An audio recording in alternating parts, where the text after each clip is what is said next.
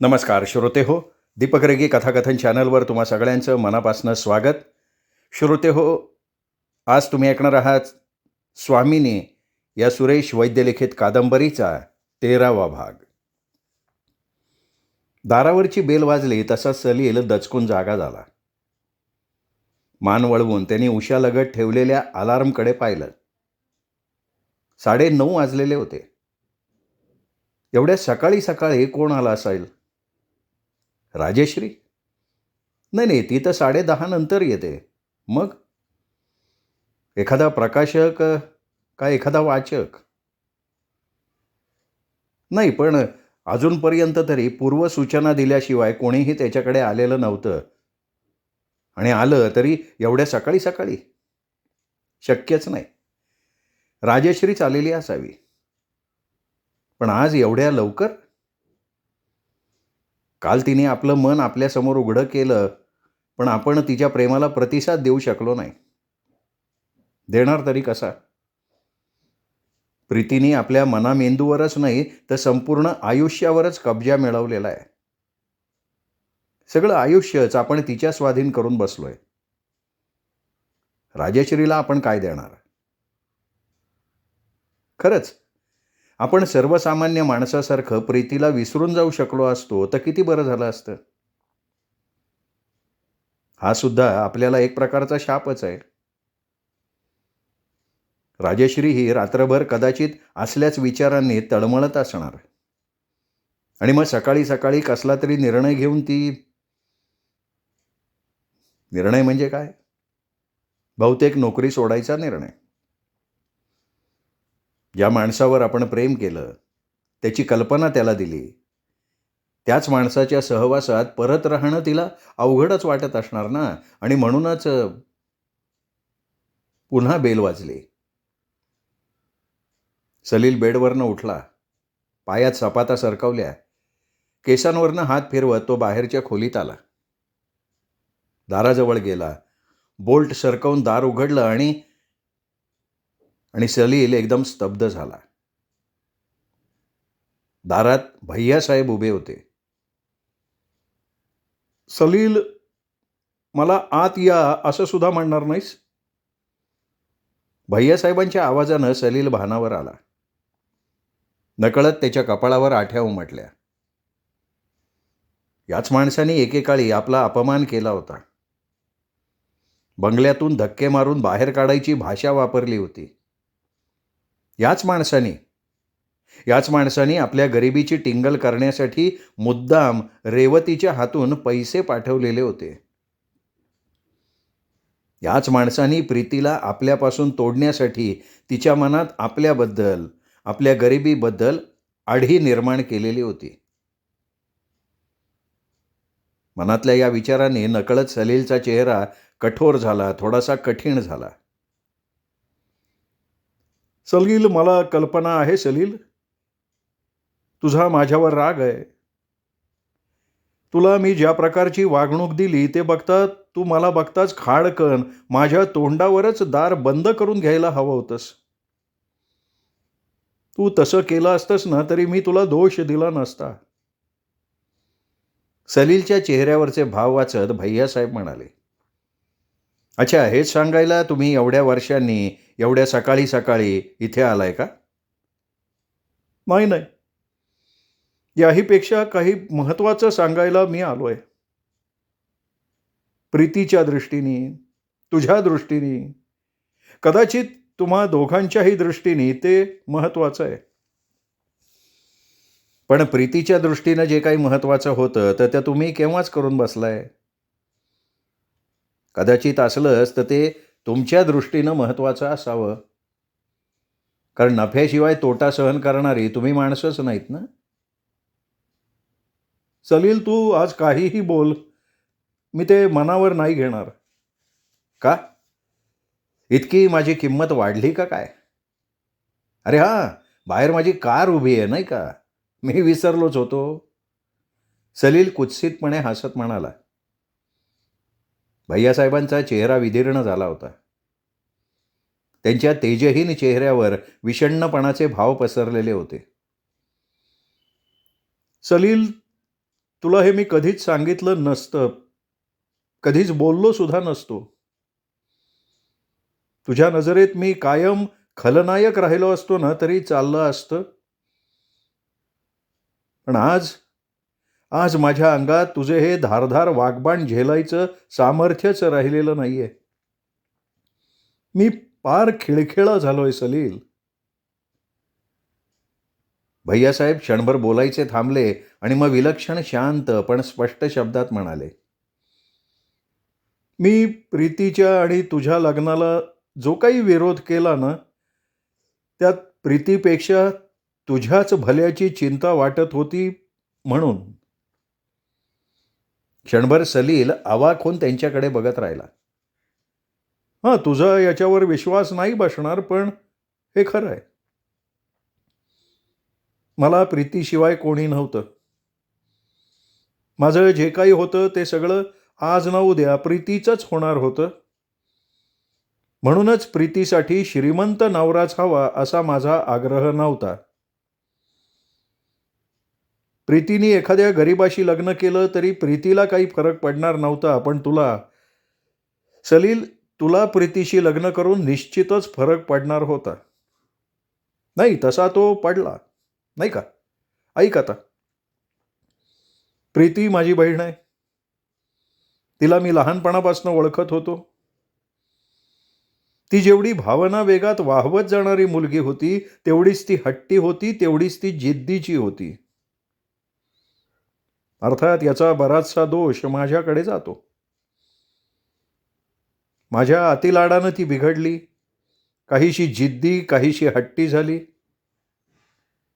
पैशाची किंमत मी तिला कळू दिली नाही आणि तडजोड करणं मी तिला शिकवलं नाही. तू लग्नापूर्वी 2-3 वेळा आमच्याकडे आला होतास.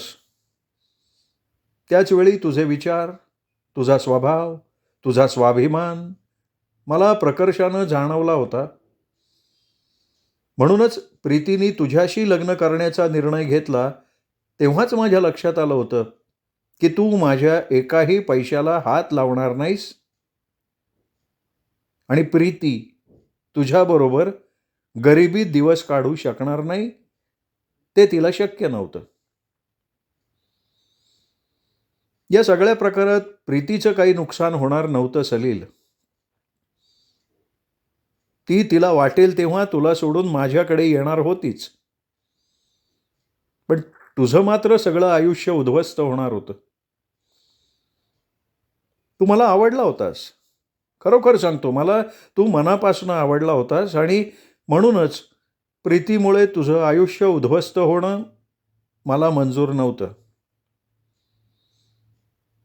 पण हे मी तुला त्यावेळी सांगायचा प्रयत्न केला असता ना तर तुला ते नसतं पटलं.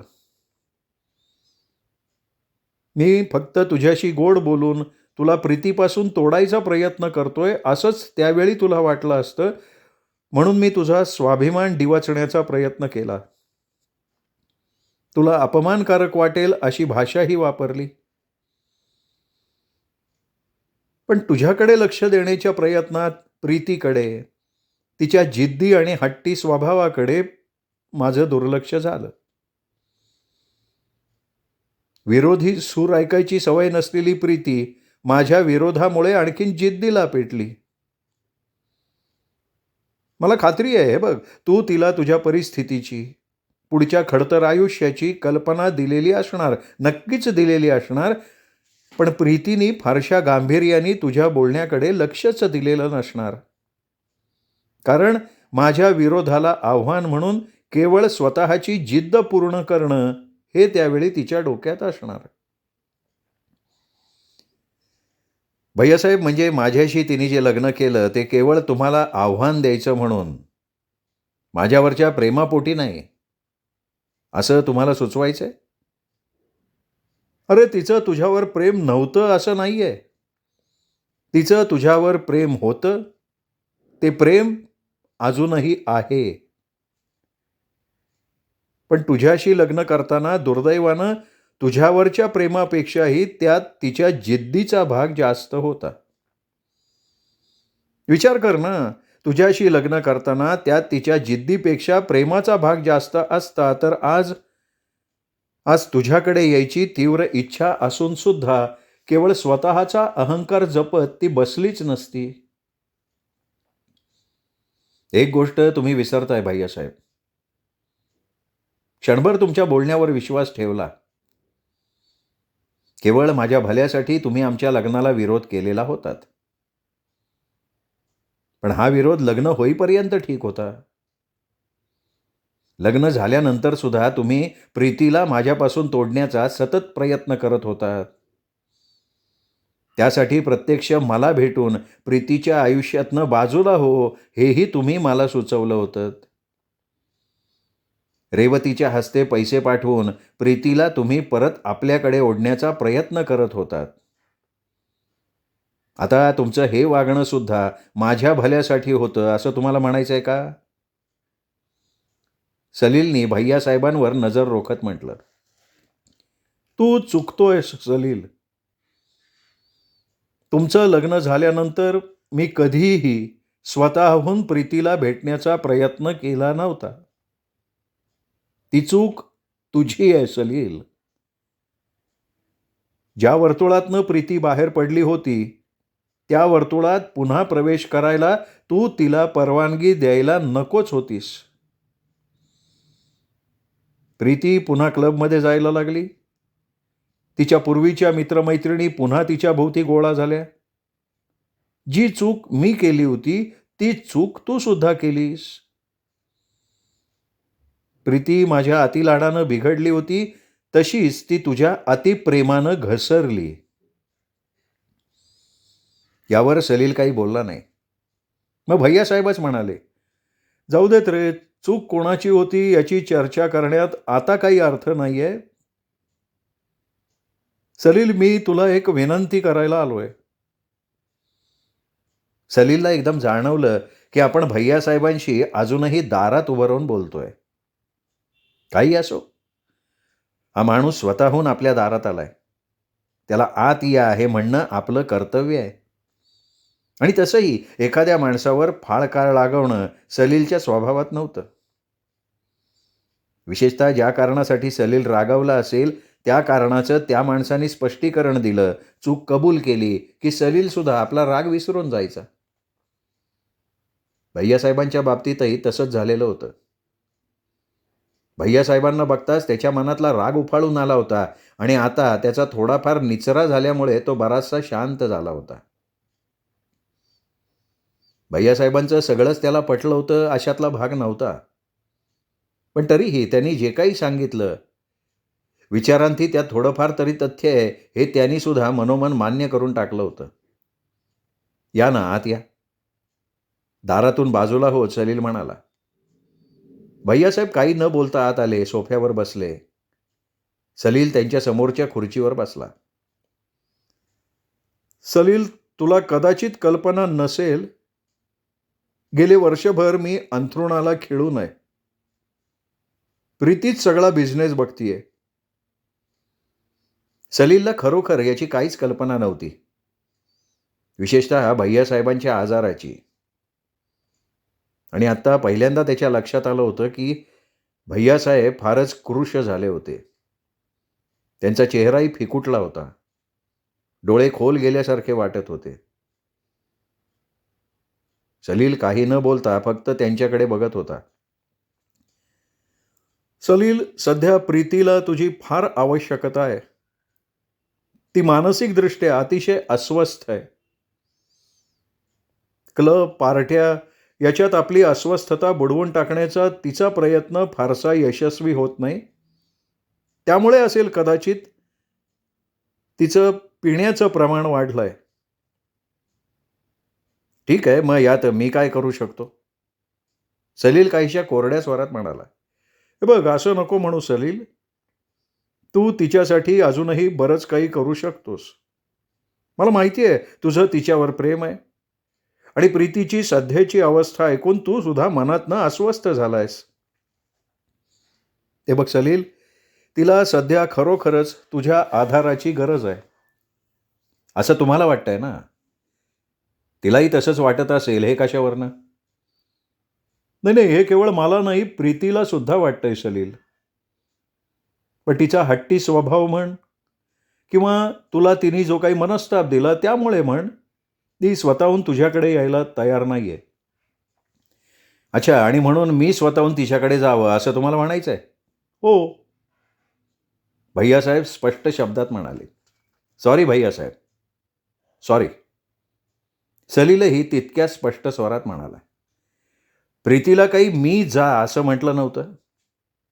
ती स्वतःहून हे घर सोडून गेली होती. आणि तुम्हाला कदाचित माहिती नसेल, मी त्याच वेळी तिला स्पष्ट शब्दात सांगितलं होतं की मी स्वतःहून तिच्याकडे येणार नाही. तिला जेव्हा केव्हा माझी आठवण होईल तेव्हा तिने परत यावं. तुम्हा दोघांनाही एकमेकांची गरज आहे सलील. पण तुम्ही दोघंही आत्ता हट्टाला पेटलेले आहात. तुम्ही दोघांनीही हा आपला प्रेस्टीज पॉईंट बनवलाय. पहिल्यांदा माघार कोण घेतोय म्हणून तुम्ही दोघं वाट बघत थांबलाय. भैयासाहेब, माझ्याकडून तरी मी प्रेस्टीज पॉईंट बनवलेला नाहीये. मी फक्त तिला दिलेला शब्द पाळतोय. आणि मला वाटतं याची प्रीतीला सुद्धा कल्पना आहे.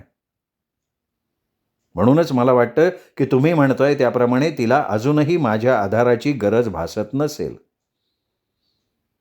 जेव्हा माझ्या आधाराची तिला प्रकर्षानं गरज भासेल तेव्हा ती आपला प्रेस्टीज पॉईंट बाजूला ठेवेल आणि स्वतःहून माझ्याकडे येईल.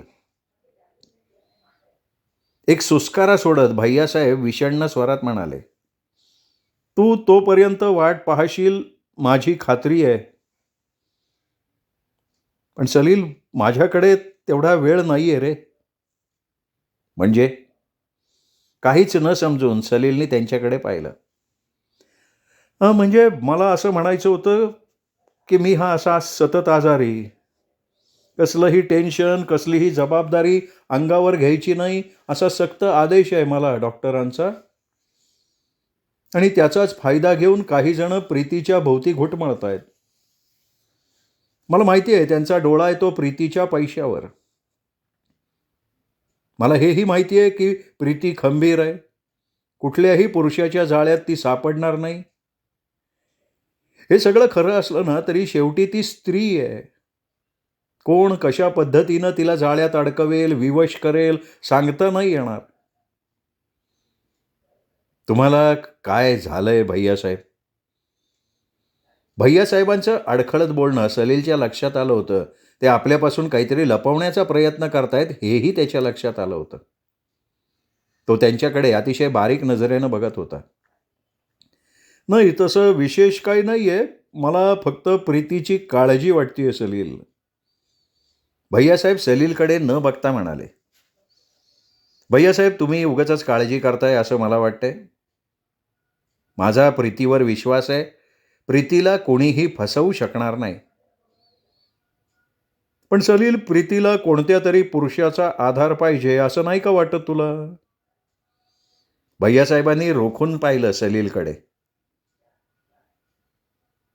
सलील हे उपहासानं तर म्हणत नाहीये ना, असे भाव त्यांच्या डोळ्यात होते. पण सलीलच्या चेहऱ्यावर त्यांना तसले काही भाव आढळले नाहीत. पुन्हा एकदा दीर्घ निश्वास सोडत ते म्हणाले, ते मलाही कळतंय सलील. पण माझं काय, मी आज आहे उद्या नाही. म्हणून माझ्या डोळ्या देखत प्रीतीला तुझा आधार मिळावा असं मला वाटतंय. सलील, तू समंजस आहेस, विचारी आहेस. दुसऱ्याच्या व्यथा तू समजू शकतोस. आणि मुख्य म्हणजे प्रीतीचं अहित व्हावं असं तुलाही वाटत नसणार. आणि ह्या सगळ्याचा विचार करून मी तुझ्याकडे आलोय. पण भैयासाहेब, मी प्रीतीला शब्द दिलाय. त्याचं बोलणं मध्येच तोडत भैयासाहेब एकदम म्हणाले, मृत्यूच्या उंबरठ्यावर असलेल्या एखाद्या माणसाच्या शब्दाचा मान ठेवण्यापेक्षा प्रीतीला दिलेला शब्द पाळणं तुला जास्त महत्वाचं वाटतंय का? काय? कोण? क्षणभर भैयासाहेब गप्प बसले. मग विलक्षण शांत स्वरात म्हणाले, प्रीतीला सुद्धा या गोष्टीची अजून कल्पना नाहीये. प्रीतीलाच काय, मी कुणालाच ही कल्पना येऊ दिलेली नाही. पण मी आता फार दिवसांचा सोबती नाही सलील. मला कॅन्सर झालाय. काय? खुर्चीतनं अर्धवट उठत सलील म्हणाला. अविश्वासानं भैयासाहेबांकडे बघत राहिला. सलील, खरं म्हणजे मी हे तुलाही सांगणार नव्हतो, पण आता तरी मरणाऱ्या माणसाची शेवटची इच्छा म्हणून तरी तू माझ्या शब्दाला मान देशील ना? याचं निदान केव्हा झालं? फार पूर्वी झालंय. म्हणजे डॅडी गेल्यानंतर 2-3 वर्षांनी. प्रीतीनी बऱ्याच वेळाला मी लग्न का करत नाही असं विचारलं होतं. तिच्या समजुती खातर मी तिला माझी एक कल्पित प्रेम कहाणी सांगितली आणि गप्प करून टाकलं तिला. पण लग्न न करण्यामागचं माझं खरं कारण हे होतं सलील. अरे, माझ्याच आयुष्याची जिथे मला गॅरंटी नव्हती, तिथे मी दुसऱ्या एखाद्या मुलीच्या आयुष्याची जबाबदारी कशी घेणार होतो? पण मग याच्यावर तुम्ही काही ट्रीटमेंट घेतली नाही का? ट्रीटमेंट चालू आहे ट्रीटमेंट. अगदी निदान झालं तेव्हापासनं मी गोळ्या, औषधं, इंजेक्शन्स घेतोय. पण तुला कल्पना आहे, कॅन्सरवर अजून खात्रीशीर उपाय नाही सापडलेला. सलीलचा भैयासाहेबांकडे बघायचा दृष्टिकोनच बदलून गेला होता. सर, काय झालंय? सर, तुम्ही काहीसे अस्वस्थ दिसताय सर, राजेश्रीने विचारलं. आज सकाळपासून सलील अस्वस्थ आहे हे तिच्या लक्षात आलं होतं. आपल्या कालच्या बोलण्याचा तर हा परिणाम नाही ना, अशीही एक शंका तिच्या मनात येऊन गेली होती. आपल्या केसातून बोटं फिरवत सलील विमनस्कपणे म्हणाला, अगं, आज भैयासाहेब आले होते. भैयासाहेब म्हणजे प्रीतीचा भाऊ. असं म्हणत सलीलने तिला सगळं सांगून टाकलं. मग तुम्ही आता काय ठरवलंय? त्याचं सांगून झाल्यावर राजेश्रीने विचारलं. तेच तर अजून ठरवलेलं नाही ना. यात विचार करण्यासारखं काय आहे? अगं, प्रीतीच्या समोर मी कसा जाऊ? तिला मी शब्द दिला होता, मी स्वतःहून कधी तिच्यासमोर येणार नाही. सर, मला माफ करा, पण माझं असं स्पष्ट मत आहे की तत्व, वचन, शब्द हे काही ठराविक मर्यादेपर्यंतच पाळायचे असतात सर.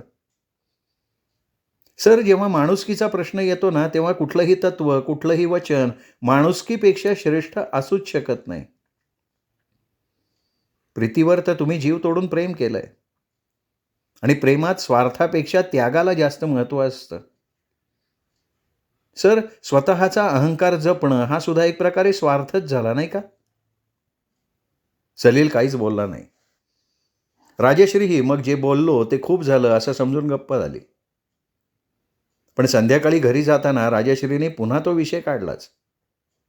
सर, मग काय ठरवलं तुम्ही? कशाबद्दल? तिच्या विचारण्याचा रोख लक्षात येऊनही सलीलने विचारलं. अहो, भैयासाहेबांनी केलेल्या विनंतीबद्दल विचारतीये. मी प्रीतीकडे जायचं ठरवलंय. केव्हा जाणार आहात?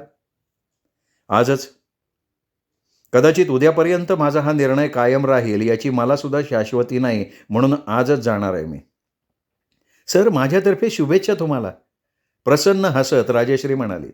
नाही, एवढ्यात देऊ नको, मला अजूनही डाऊट आहे. भैयासाहेब समजतात तशी तिला माझ्याच काय कोणाच्याही आधाराची गरज नसावी. आत्ताच्या मुक्त स्वतंत्र आयुष्यात ती खुश असावी म्हणून तर मी जाऊ का नको याचा विचार करत होतो. आता भैयासाहेबांच्या इच्छेचा मान ठेवायचा म्हणून. आणि आत्ता हे असले विचार डोक्यात घोळवत सलील कार चालवत होता. सोडून तू मला चाललीयस, मी तुला बोलवायला येणार नाही. मला तुझी कधीही आवश्यकता भासणार नाही, तरीसुद्धा मी तुझी वाट बघेन. मी चालली आहे. प्रीती घर सोडून गेली तेव्हाचं बोलणं सलीलच्या कानात अजूनही घुमत होतं. मी तुझ्या दारात तुला बोलवायला येणार नाही, तुझ्यासाठी माझं दार मात्र सदैव उघडं आहे. भैयासाहेबांनाही त्यांनी हेच सांगितलं होतं. त्यावर भैयासाहेब म्हणाले होते, प्रीतीला तुझा आधार हवा आहे सलील, पण तिच्यातला कमकुवतपणा तुझ्याकडे येण्यापासून तिला परावृत्त करतोय. सलील, तू एक पाऊल पुढे टाकलंस ना तर ती निश्चित तुझ्याकडे परत येईल. आणि सलील आता हेच एक पाऊल पुढे टाकण्यासाठी प्रीतीकडे चालला होता. आपल्याला अचानक समोर बघून प्रीतीची रिॲक्शन काय होईल? ती धावत येऊन आपल्याला बेलगेल का? प्रीतीचा बंगला समोर दिसायला लागताच तो भानावर आला. सरळ आत जावं का चौकीदारामार्फत प्रीतीला निरोप पाठवून बाहेर बोलवून घ्यावं? आपला निरोप मिळताच ती धावत बाहेर आली तर ठीक, नाही आली तर काय ते समजून परत माघारी फिरावं, हेच योग्य. प्रत्यक्ष प्रीतीच्या समोर न जाता. हा निर्णय होता सलीलने कार बंगल्याच्या गेटसमोर न थांबवता समोरच्या दुसऱ्या बाजूला थांबवली. कारमधनं उतरून रस्ता क्रॉस करून तो गेट जवळ आला. त्याला बघताच चौकीदाराच्या चेहऱ्यावर आश्चर्य उमटलं. अदबीनं उभा राहत तो म्हणाला, अरे सलील साहब आप? हाँ मैं मेम साहब है. नहीं है लेकिन अभी उनका टाइम हो गया है, आप चलकर अंदर बैठिए ना. जी नहीं, मैं सामने कार में बैठा हूँ, वो आ गई तो उसे बता देना. जी साहब. सलील पुन्हा आपल्या कारमध्ये येऊन बसला. त्याला फार वेळ वाट बघायला नाही लागली. प्रीतीची पांढरी मर्सिडीज बेंझ गेटच्या समोर येऊन थांबली आणि सलीलने स्पष्टपणे पाहिलं. मागच्या सीटवर प्रीती एका पुरुषाला अगदी खेटून जवळजवळ त्याच्या बाहुपाशात बसलेली होती. तिची मान त्याच्या खांद्यावर होती आणि त्याचा एक हात तिच्या खांद्याभोवती होता, प्रीतीला घट्ट मिठीत ओढून घेतल्यासारखा. कार थांबताच प्रीतीने चेहरा उचलून त्या पुरुषाकडे बघितलं. त्याचवेळी त्या पुरुषाचा चेहरा तिच्या चेहऱ्यावर झुकला. पुढचं काही बघणं सलीलच्या सहनशक्तीच्या पलीकडचं होतं. त्यांनी झटकन आपली मान वळवली. त्याचवेळी गेट उघडलं गेलं. कार सुळकन आत शिरली, दिसेनाशी झाली. सलीलच्या सर्वांगाला कंप सुटला होता. संतापाने, पराभवाच्या जाणीवेने. त्याच्या मनातल्या प्रीतीच्या प्रतिमेला तडा गेला होता. ज्या विश्वासाच्या पायावर त्याच्या मनातल्या प्रेमाची इमारत उभी होती, तो विश्वासच भुईसपाट झालेला होता. इमारत पूर्णपणे कोसळली होती. प्रीतीला तुझ्या आधाराची गरज आहे, हे भैयासाहेबांचं बोलणं त्याच्या मनात घुमत होतं.